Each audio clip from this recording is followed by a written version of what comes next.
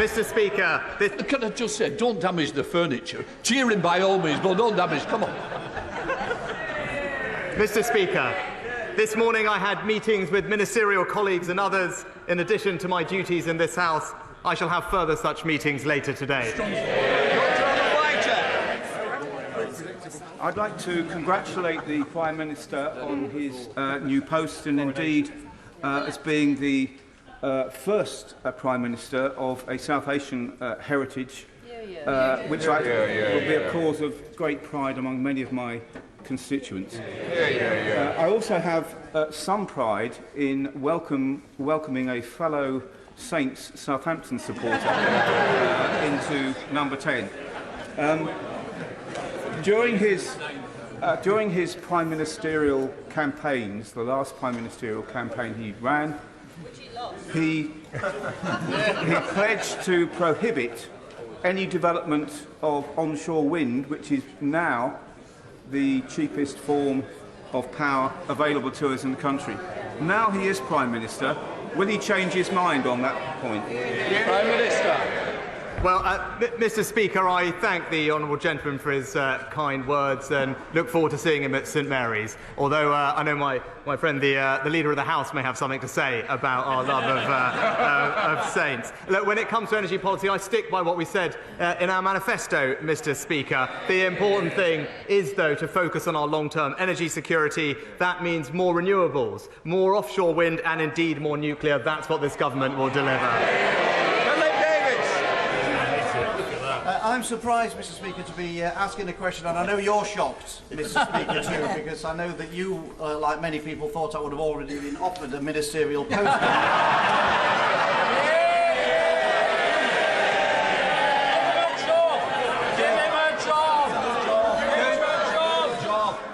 Let me tell you, I didn't hold my breath. Philip Davis. Go figure, as Joe Biden might say. Can I congratulate my right honourable friend on becoming Prime Minister? He's absolutely the right person for the job, and I wish him every success in post. And as he knows, he's got my full support.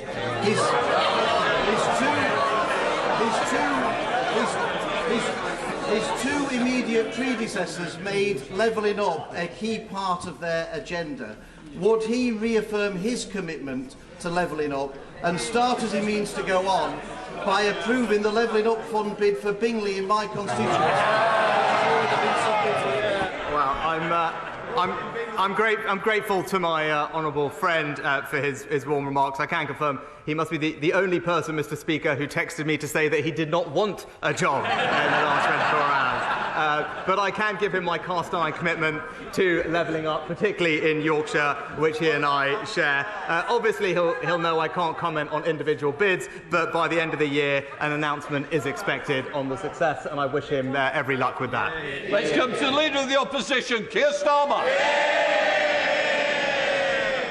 Thank you, Mr. Speaker, and may I welcome the Prime Minister. The first British Asian Prime Minister is a significant moment in our national story. And it's a reminder that for all the challenges we face as a country, Britain is a place where people of all races and all beliefs can fulfil their dreams. That's not true in every country, and many didn't think that they would live to see the day when it would be true here. It's part of what makes us all so proud to be British. Was his Home Secretary right to resign last week for a breach of security? Prime Minister.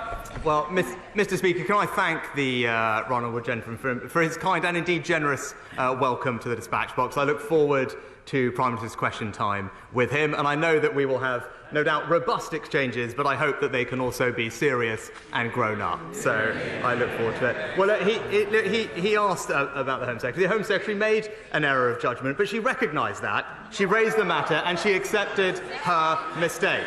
And that's why I was delighted to welcome back into a united cabinet that brings experience and stability to the heart of government. And let me tell you, Mr. Speaker, what the Home Secretary will be focused on. She'll be focused on cracking down on criminals, on defending our borders, party opposite remains soft on crime and in favour of unlimited immigration. Mr. Speaker, yesterday the Prime Minister stood on the steps of Downing Street and promised integrity, professionalism and accountability. But then, with his first act, he appointed a Home Secretary who was sacked by his predecessor a week ago for deliberately pinging around sensitive Home Office documents from her personal account. Far from soft on crime, I ran the Crown Prosecution Service for 5 years. I worked with Home Secretaries to take on terrorists and serious organised crime. And I know firsthand how important it is that we have a Home Secretary whose integrity and professionalism are beyond question. So, have officials raised concerns about his decision to appoint her? Mr. Speaker, I just addressed the issue with the Home Secretary, but he talked about fighting crime. I would hope, Mr. Speaker, I would hope that he would welcome. I would hope that as we look forward, he would welcome the news today that there are over 15,000 new police officers on our street.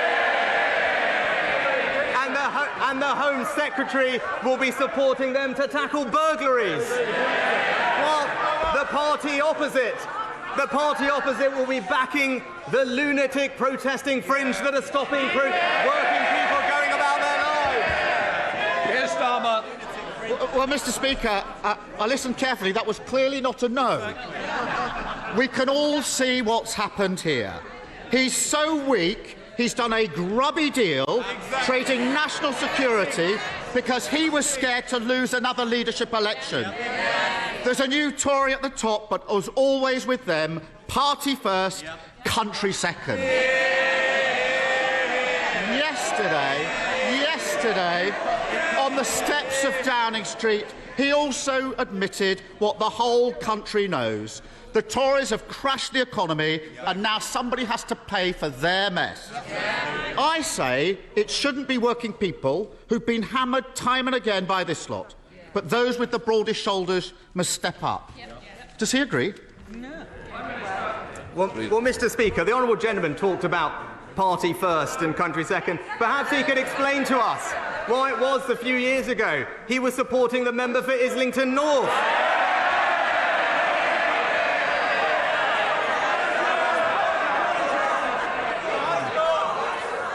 Mr. Speaker, my record is clear. When times are difficult in this country, I will always protect the most vulnerable. That is the values of our compassionate party. We did it in COVID and we will do that again. Mr. Speaker, he says he'll protect the most vulnerable. Let's test that. The government currently allows very rich people to live here but register abroad for tax purposes. I don't need to explain to the Prime Minister how non-dom status works. He already knows all about that. It costs the Treasury £3.2 billion every year. Why doesn't he put his money where his mouth is and get rid of it? Well, Mr. Speaker, I have been honest. We will have to take difficult decisions to restore economic stability and confidence. And my honourable friend, the Chancellor, will set that out in an autumn statement in just a few weeks. But what I can say, as we did during COVID, we will always protect the most vulnerable. We will do this in a fair way. But what I can say, I am glad, Mr. Speaker, that the party opposite, the honourable gentleman, has finally realised that spending does need to be paid for. It is a novel concept for the party opposite. This government is going to restore economic stability and we will do it in a fair and compassionate way. I know he's been away for a few weeks, but he should have listened to what's been going on the last two. But anyway, I have to say, I'm surprised he's still defending non-dom status. He pretends he's on the side of working people, but in private he says something very different. Over the summer, he was secretly recorded at a garden party in Tunbridge Wells. boasting to a group of Tory members that he personally moved money away from deprived areas to wealthy places instead. Rather than apologise or pretend that he meant something else, why doesn't he now do the right thing and undo the changes that he made to those funding formulas? Well, Mr. Speaker, I know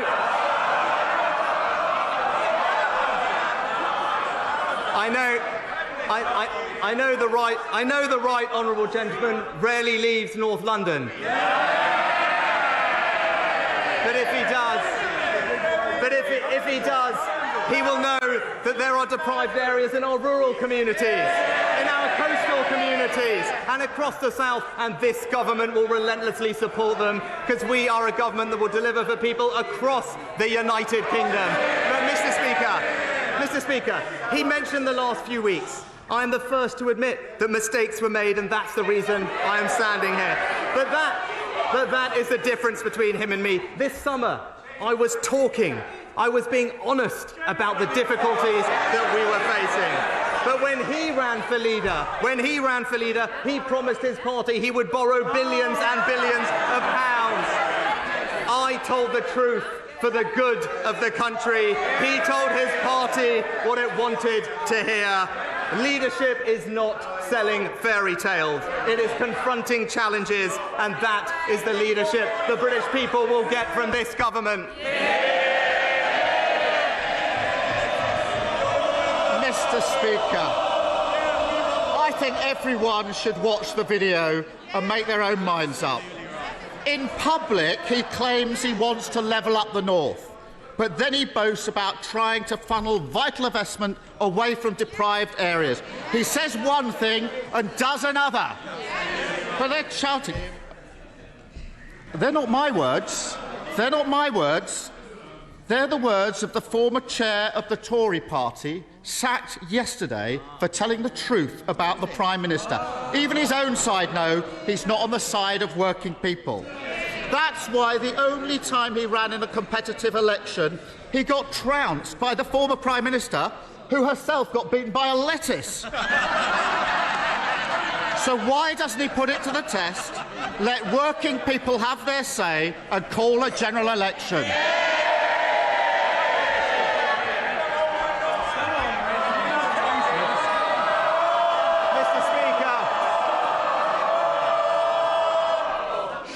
Well, it'll take a long time to get through this paper if we carry on like this, Prime Minister. Mr. Speaker, he talks about mandates, about votes, about elections. It's a bit rich coming from the person who tried to overturn the biggest democratic vote in our country's history. Our mandate is based on a manifesto that we were elected on, to remind him an election that we won and they lost. A mandate that says we want a stronger NHS, better schools, safer streets, control of our borders and levelling up. That is the mandate that I and this government will deliver for the British people.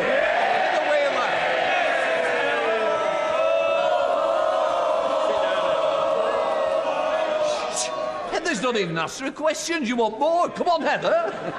Thank you very much, Mr. Speaker. I'd like to congratulate my right honourable friend, our new Prime Minister, and also to thank our previous Prime Minister for the straightforward way she has handled her resignation, and I wish her and her family well for the future. Would my right honourable friend please use this, his first appearance of the dispatch box, to make it clear to the British Medical Council and the British Dental Association that, as well as more training spaces opening up, that they must allow new doctors and dentists to work in the UK so that the good people of South Derbyshire can get treatment on the NHS? Well, I thank my honourable friend for her question. She's absolutely right. I'm pleased that there are 3,500 more doctors and over 9,000 more nurses working this year than last. But she's right, and we are working to simplify the registration for dentists in particular that are not trained here to practice here, and that's how we'll help deliver a long-term workforce plan for the NHS and ensure everyone can get the care they need. Let's come to the leader of the SNP, Ian Blackford. Thank you, Mr. Speaker, and I congratulate the new Prime Minister on becoming the first British Asian to hold the office. The significance and the symbolism of this achievement is to be warmly welcomed by everyone. Mr Speaker, yesterday on the steps of Downing Street, the new Prime Minister promised to bring, and I quote, compassion to the challenges that we face today. So, on his first full day in the job, let's put that to the test. A winter of uncertainty is coming, and next April will see a cliff-edge moment. Millions face a double whammy as the energy price guarantee is cut off, while households are hit by austerity 2.0 and a real terms cut to social security benefits that many rely on to survive. If people are actually to trust the new Prime Minister's words about compassion, will he today reassure people and guarantee that benefits will rise in line with inflation in his upcoming budget? Well, Mr Speaker, I thank the Right Honourable Gentleman for his, again, kind remarks. And what I can tell him is my record on this is clear. Through the difficult times that we faced in this country through COVID, I always acted in a way to protect the most vulnerable. That's because it is the right thing to do, and those are the values of our compassionate party. And I can absolutely reassure him and give him that commitment that we will continue to act like that in the weeks ahead. Yeah, Blackford. Well, Mr Speaker, let's test that, because as Chancellor, the Prime Minister slashed universal credit and presided over the worst levels. Well, you know, for the hard of hearing on the Tory side, I might remind them that universal credit was cut by £20 a week and presided over the worst levels of poverty in North West Europe. So I hope that he has learned from his mistakes and guarantees that benefits will rise in line with inflation. But speaking of mistakes, yesterday the Prime Minister appointed a Home Secretary who was forced to resign only last week for breaching the ministerial code, and who boasted that she dreamed of sending vulnerable asylum seekers to Rwanda. We all know why he appointed her, a sleazy backroom deal to shore up his own position. Far from being a fresh start, this is a return to the sleaze and scandal and ghosts of cabinets past. The Prime Minister promised to govern with integrity and humility. So if he has an ounce of either, will he admit his mistake and sack the Home Secretary without the delay? Mr Speaker, I was pleased to actually have a call last night with the First Minister of Scotland. It was important that I spoke to her on my first day in office because I wanted to express my desire to work constructively with the Scottish Government so that we can work together to deliver for the people of Scotland, and that is what I plan to do. And indeed, I hope crime is one of the things that we can collaborate on, because he will know that violent crime is rising in Scotland and police numbers are falling. Whereas here, we are increasing police numbers, Mr Speaker. But I look forward to working with the Scottish Government on our shared challenges, because I believe in a strong United Kingdom. Dr Andrew Morris. Mr Speaker, what a pleasure it was to welcome the Prime Minister to my constituency in the summer. He will know one of the burning issues in my constituency is the proposed waste incinerator at Westbury. With the government rightly reviewing its air quality targets, can I ask my right honourable friend to signal his intent to continue promoting public health, net zero and the environment by placing a moratorium on any more unwanted, unnecessary, toxic waste burners? Prime Minister. I can tell my honourable friend, I know he's been a vociferous campaigner on this issue as I learned over the summer. He'll know that local authorities determine these issues, but also to reassure him that all large incinerators in England must comply with strict emission limits and only receive permits if plants don't cause any damage to human health. And hopefully that is reassuring for him. Caroline Lucas. Thank you very much, Mr Speaker. The Prime Minister's reckless predecessor took a wrecking ball to nature, prompting millions of members of the RSPB, the National Trust and the Wildlife Trust to rise up in opposition.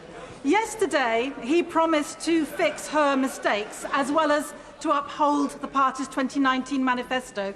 So if he is a man of his word, will he start by reversing the green light she gave to fracking, since it's categorically not been shown to be safe, and instead maintain the moratorium that was pledged in that very manifesto that he has promised to uphold? Well, I've already said I stand by the manifesto on that, but what I would say is that I'm proud that this government has passed the landmark Environment Act, putting more protection for the natural environment than we've ever had, with a clear plan to deliver. And I can give the Honourable Lady my commitment that we will deliver on all those ambitions. We will deliver on what we said at COP, because we care deeply about passing our children an environment in better state than we found it ourselves. Thank you, Mr. Speaker. I too would like to welcome the Prime Minister to his place.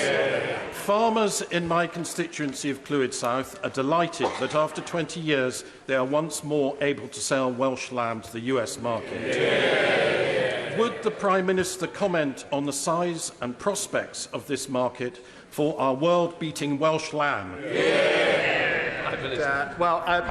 Mr. Speaker, I congratulate my colleague on the fantastic achievement. I can tell him that market is worth, I think, something like almost £40 million over the first few years. Enormous boost for our lamb farmers. I would just encourage the 300 million US consumers to give Yorkshire Swaledale a lamb a look in as well. But I know he and I, if we disagree on that, are united on the fact that we will unequivocally back British farming and British farmers. Janet Davey.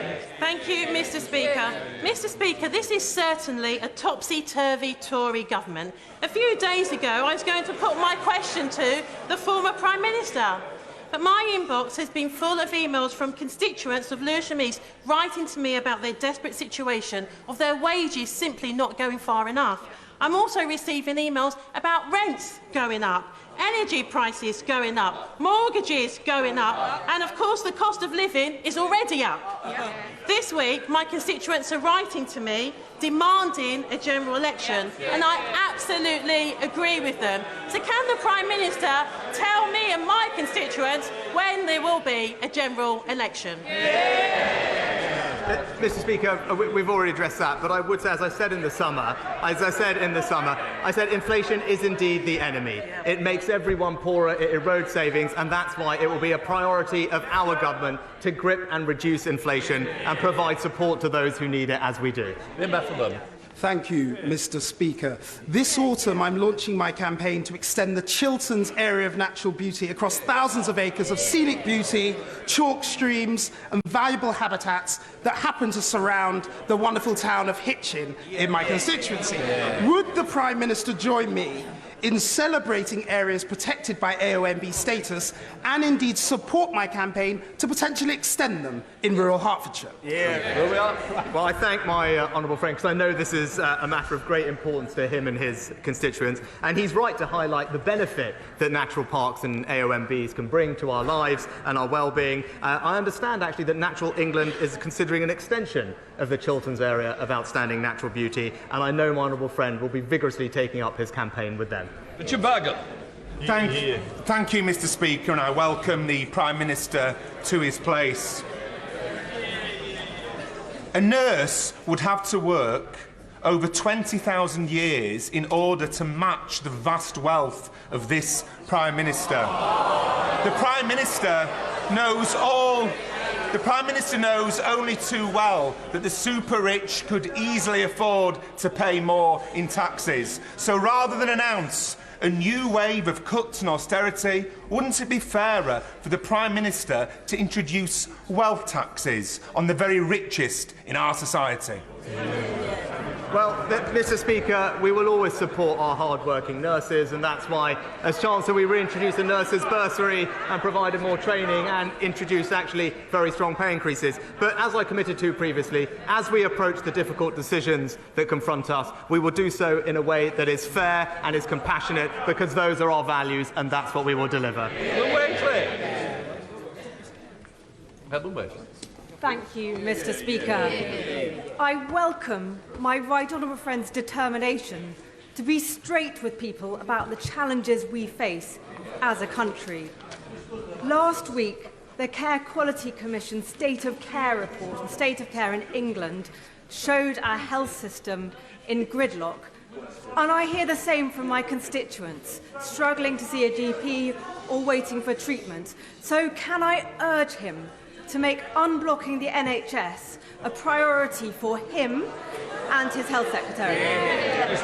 So, well, my honourable friend knows this subject obviously very well from her own experience, and I thank her for the work she did previously in the department. She's absolutely right about the challenge that confronts us. It's why we've put billions of pounds into busting the backlogs and the elective recovery fund and are delivering funding and staffing to do that. But I look forward to working with her to deliver what we said in our manifesto, and that is a far stronger NHS. Alan Smith. Thank you, Mr Speaker. I'd add my own congratulations to the Prime Minister on his appointment. We might not agree on everything, but I think we can all agree a more diverse politics can only be to the good. Now, we in these benches believe that Scotland's best future is independence in Europe.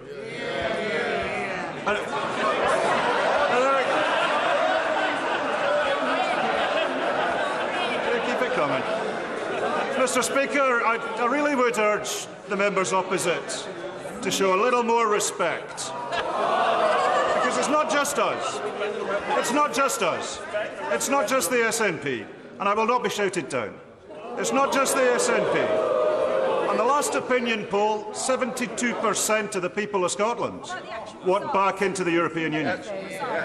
So if the Prime Minister is to maintain any credibility in the eyes of the people of Scotland, how long does he think he can deny Scotland's democracy? Prime Minister. Well, Mr Speaker, I thank the Honourable Gentleman for his kind words. I mean, he talked about respect. I would gently urge him to respect the result of the referendum we had on this topic. But whilst we will disagree on that issue, I can tell him that I do remain committed to working constructively in partnership with the Scottish Government to deliver for the people of Scotland.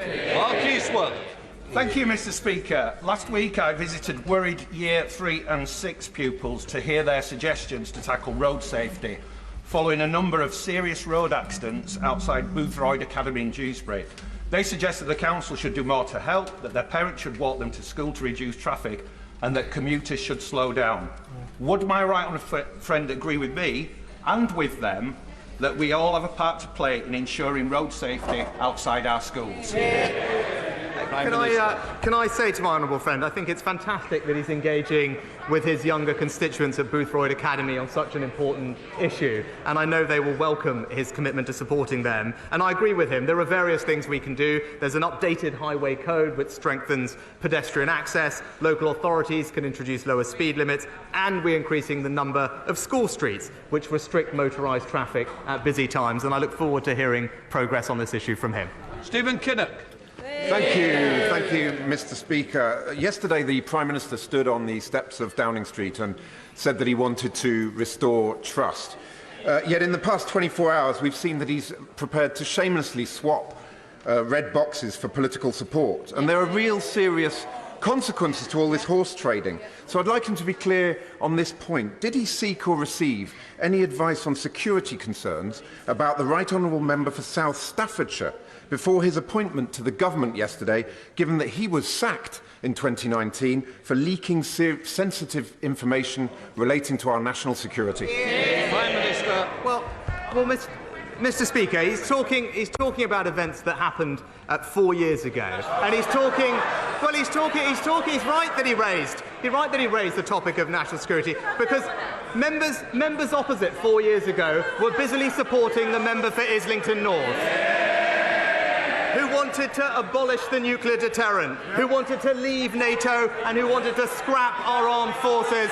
We won't take any lectures on national security, Mr Speaker. Thank you, Mr Speaker. I sincerely congratulate my right honourable friend and wish him every success. Over 3 years ago, my constituent Harry Dunn was killed in a tragic road accident, and I'd like to ask my right honourable friend to join me in congratulating Harry Dunn's family for the incredible campaign they've run for over 3 years, with huge support from all colleagues across the House on finally achieving justice for Harry. Well, I pay tribute to my right honourable friend for her role, and indeed the former Foreign Secretary as well, and indeed colleagues from all over the House for the part they've played in bringing about this outcome. My thoughts are obviously with the family, and I join in her sentiments that this is very welcome. Daisy Cooper. Thank you, Mr Speaker. West Hertfordshire Hospital Trust in my area is still hoping to receive funds from the new hospitals programme, the same programme that is supposed to deliver the government's so-called 40 new hospitals. There's been a lot of speculation that the new Prime Minister and his Chancellor might seek to cut infrastructure projects. So can the Prime Minister confirm to me that my local hospital trust, as well as all of the other local hospital trusts that are set to benefit from the new hospitals programme, will in fact get that money? Yes or no? Well, Mr Speaker, the Chancellor will set out our plans in the autumn statement shortly, but this is the government that put in place plans which will remain to significantly increase capital expenditure, and even though difficult decisions do need to be made, I think the country can rest assured that we will continue to invest in our future productivity and indeed invest in our public services like the NHS. Wendy Moore. Mr Speaker, in my Aldridge Brown Hills constituency, we're at risk of 8,000 new homes being dumped in the constituency.